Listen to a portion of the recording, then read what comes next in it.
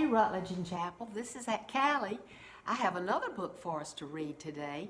This is Imogene's Antlers.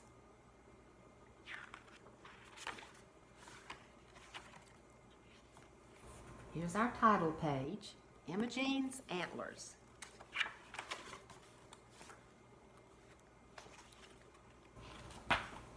On Thursday, Imogene woke up and she found she had grown antlers on top of her head. Ooh, what a surprise she had. Getting dressed was very difficult. See her clothes getting hooked on the antlers? And going through a door now took some thinking. How could she get through the door with her antlers on her head? Imogene started down the stairs. Her cat was following her and looked down at the bottom. The dog's ears are flying up in the air. He's never seen such a thing. She's sliding down the banister. But she got hung up. Look, her antlers got hung in the chandelier. Oh, Imogene's mother saw what was happening and she fainted into the chair.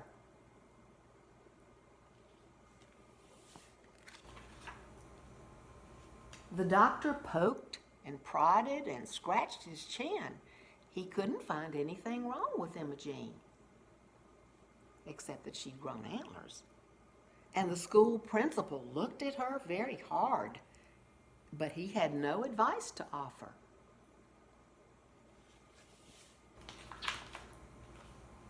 Her brother Norman consulted the encyclopedia and then announced that Imogene had turned into a rare form of elk. An elk is kind of like a deer. Imogene's mother fainted again and was carried upstairs to bed.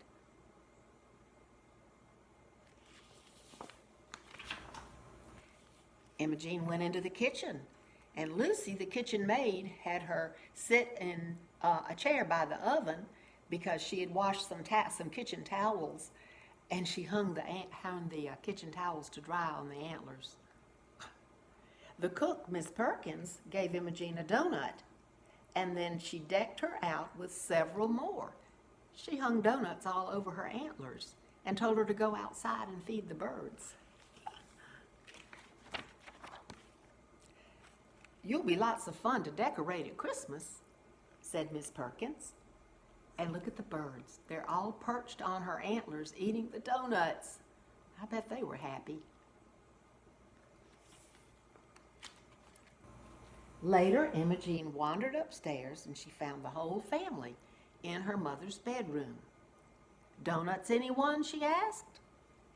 Her mother said, "Imogene, we have decided there's only one thing left to do. We must hide your antlers under a hat." Norman telephoned the milliner. Now, milliner is someone who makes hats for people. At 3 o'clock, the milliner arrived. Rapidly, he sketched a few designs and set to work making a hat for Imogene.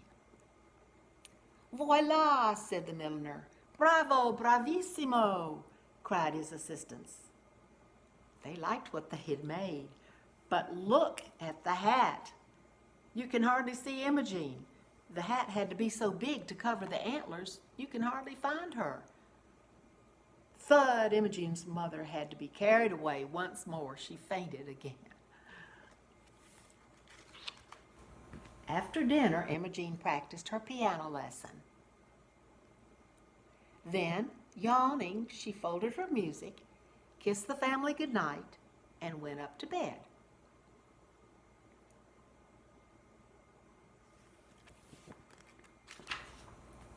Imogene sighed, remembering the long, eventful day she had had. I bet she was tired after all the things that she had done throughout the day.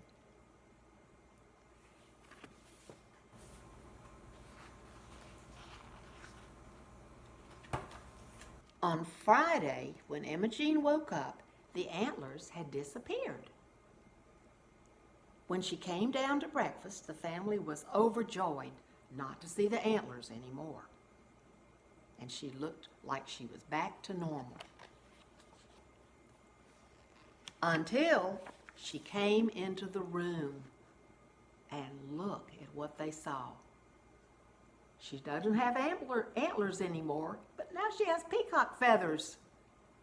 Oh my goodness. How is she going to manage the peacock feathers now? Oh, she's going to have another day of adventure.